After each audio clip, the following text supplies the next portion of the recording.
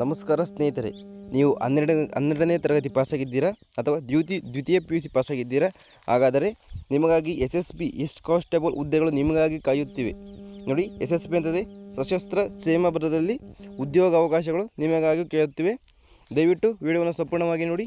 Salary ಎಷ್ಟು ಸಿಗುತ್ತೆ, ಎಲ್ಲ ಒಂದು ಮಾಹಿತಿಯನ್ನು, ವಯೋಮಿತಿಯನ್ನು ತಿಳಿಸ್ತೇನೆ. ಎಲ್ಲ ಮಾಹಿತಿಯನ್ನು ಈ ಒಂದು ವಿಡಿಯೋದಲ್ಲಿ ತಿಳಿಸ್ತೇನೆ. ವಿಡಿಯೋವನ್ನು ಸಂಪೂರ್ಣವಾಗಿ ನೋಡಿ ಗೆಳೆಯರಿ.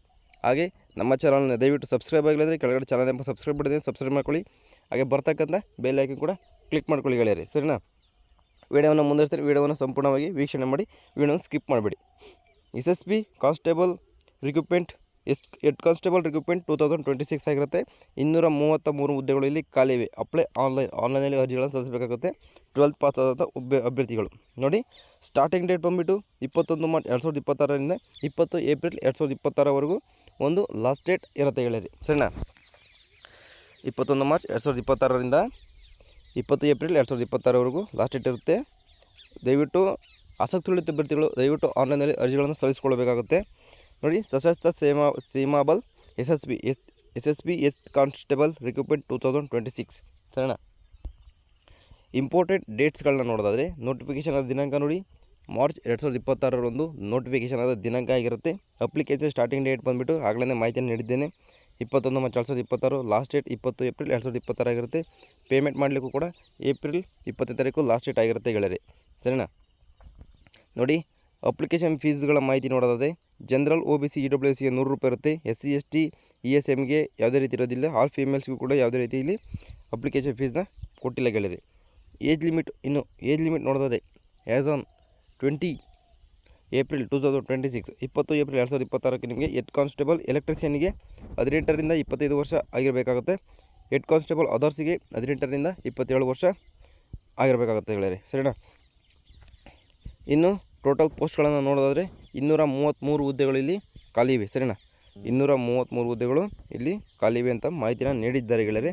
SSB head constable eligibility and vacancy full ಡೀಟೇಲ್ಸ್ನ ನೋಡೋದಾದರೆ, ಹೆಡ್ ಕಾನ್ಸ್ಟೇಬಲ್ ಸ್ಟೇವರ್ಡ್ಗೆ 12th pass and diploma catering and kitchen management with 1 year experience ಆಗಿರಬೇಕಾಗುತ್ತೆ ನಿಮಗೆ, ಸರಿನಾ? ಹೆಡ್ ಕಾನ್ಸ್ಟೇಬಲ್ ಕಮ್ಯುನಿಕೇಷನ್ನಲ್ಲಿ ಒಟ್ಟು 197 ಹುದ್ದೆಗಳಿವೆ. ನೋಡಿ, 12th ಪಾಸ್ ಆಗಿರಬೇಕು with science PCM and diploma ಎಲೆಕ್ಟ್ರಾನಿಕ್ಸಲ್ಲಿ ಕಮ್ಯುನಿಕೇಷನ್ಸ್ ಅಥವಾ ಕಂಪ್ಯೂಟರ್ ಸೈನ್ಸ್ ಅಥವಾ ಇನ್ಫಾರ್ಮೇಷನ್ ಟೆಕ್ನಾಲಜಿಯಲ್ಲಿ ನಿಮಗೆ ಡಿಪ್ಲೊಮಾ ಆಗಿದ್ದರೆ ಅರ್ಜಿಗಳನ್ನು ಸಲ್ಲಿಸಿಕೊಳ್ಳಬಹುದು ಅಂತಾರೆ, ಸರಿನಾ? ಹೆಡ್ ಕಾನ್ಸ್ಟೇಬಲ್ ಎಲೆಕ್ಟ್ರಿಷಿಯನ್ನಲ್ಲಿ 12th ಪಾಸ್ ಆಗಿರಬೇಕು, 29 ಹುದ್ದೆಗಳು ಖಾಲಿ ಇವೆ ಇಲ್ಲಿ. 10th exam passed with 2 years experience or 1 year ITI electrician with trade with 1 year experience or 2 years ITI in electrician ಟ್ರೇಡಲ್ಲಿ ನೀವು ITI ಮುಗಿದಿದ್ರೆ ಅರ್ಜಿಗಳನ್ನು ಸಲ್ಲಿಸಿಕೊಳ್ಳಬಹುದು ಸ್ನೇಹಿತರೆ. ನೋಡಿ, ಮತ್ತು ಹೆಡ್ ಕಾನ್ಸ್ಟೇಬಲ್ ವೆಟರ್ನರಿಯಲ್ಲಿ 5 ಹುದ್ದೆಗಳು ಖಾಲಿವೆ ಅಂತ ಕೊಟ್ಟಿದ್ದಾರೆ.